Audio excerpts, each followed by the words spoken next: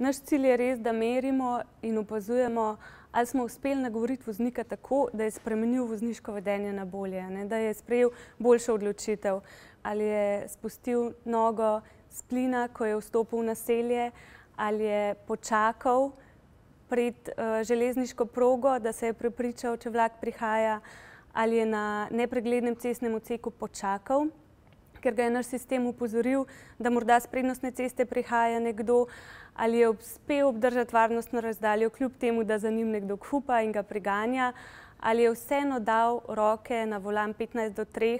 kljub temu, da je seveda obstaja en kup bolj ležernih in udobnih poz. Skratka, želimo meriti, če smo ga uspešno nagovorili. Če ga nagovorimo uspešno,